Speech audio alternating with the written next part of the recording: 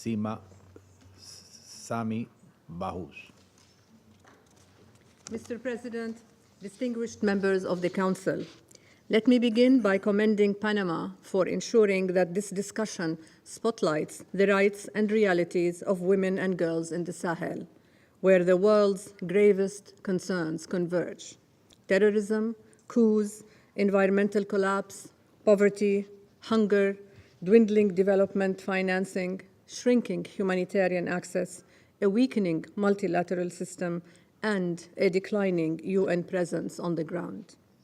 Women and girls of the Sahel bear the brunt: abduction, early forced marriage, genital mutilation, and lack of access to education or livelihoods.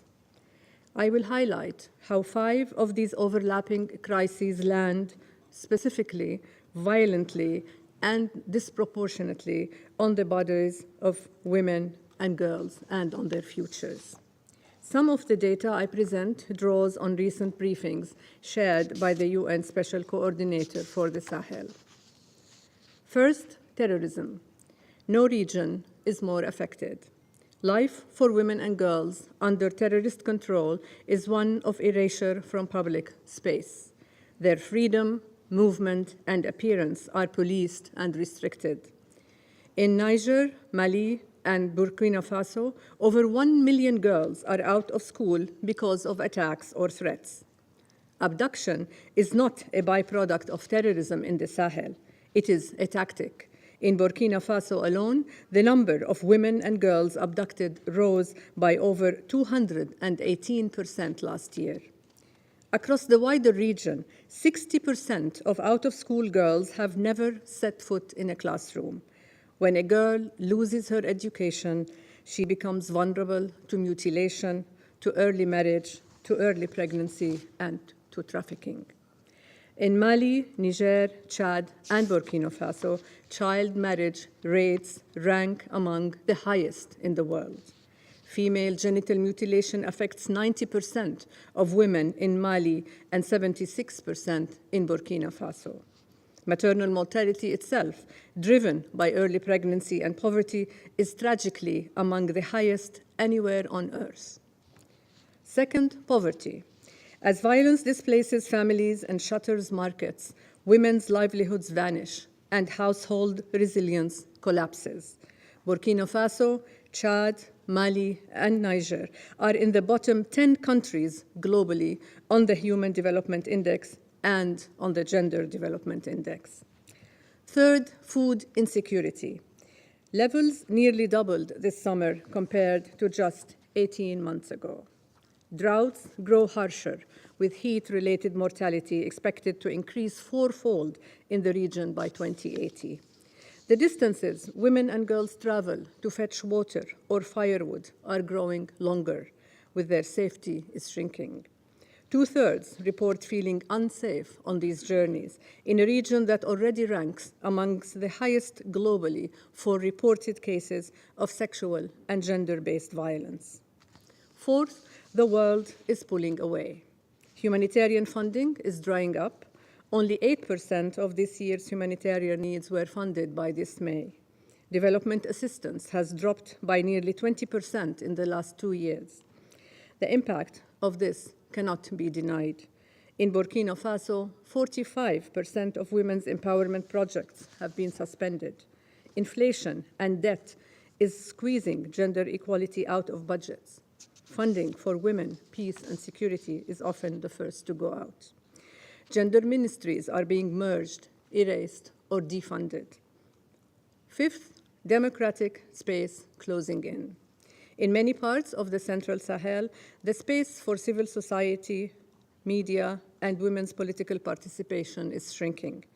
In Niger, just 14% of participants in a recent national conference on institutional reforms were women. In Mali, only 2 women took part in drafting the new national charter out of 36 members. Excellencies, distinguished members of the Council, despite all this, there is hope. In Chad, women now hold 30% of parliamentary seats, double the previous share, and the 2023 constitution pledges to end child marriage, and FGM. Women's organizations in the Central Sahel continue to engage with transitional authorities. In Mali and Niger's border zones, women's participation in conflict prevention rose from 5 to 25%, helping resolve over 100 natural resources conflicts. Burkina Faso, Mali, and Niger have committed to advancing women's political participation and upholding Security Council resolutions on women, peace, and security. The European Union has committed 6 million euros to Chad's Women, Peace, and Security Plan. I encourage others to do the same. Joint UN programming increased adolescent girls' return by 23%, return to school, and doubled women's local governance participation in 34 conflict-affected communities. The World Bank funded Sahel Women Empowerment and Demographic Dividend Initiative has reached over 3 million adolescent girls with health care, safe spaces, and life skills. The Gender Compact for the Sahel, led by UNOWAS, the Special Coordinator, and UN Women, is ensuring the UN system delivers tangible targets on women's leadership, participation, and gender analysis. Mr. President, this year marks the 30th anniversary of the Beijing Declaration and the 25th anniversary of Security Council Resolution 1325, an opportunity to recommit to the women and girls of the Sahel. I call on you to urge governments and regional bodies to ensure women's full, equal, meaningful, and safe participation in transitional governments and peace and security efforts. Implement affirmative action laws and ensure a safe, open space for civil society. Invest at least 15% of violent extremism prevention funding in gender equality and ask for engendered updates from sanctions and counterterrorism bodies. Support the rapid deployment of women protection advisors to UNOWAS to monitor sexual violence trends, engage with parties to conflict, and secure time-bound commitments. And even in a challenging financial landscape, I urge international partners to provide direct, flexible, long-term funding to women-led and women's rights organizations through mechanisms such as the Women's Peace and Humanitarian Fund and the Peacebuilding Fund. Above all, Excellencies, let us recall that women from the Sahel have been telling us all along, we cannot abandon the Sahel. Whatever the politics, whatever the funding landscapes, whatever the geopolitical headwinds. So let us stand with the women of the Sahel, not out of charity, but in recognition of their power to shape a better future. Thank you. Agradezco a la señora Bahous la información que ha proporcionado.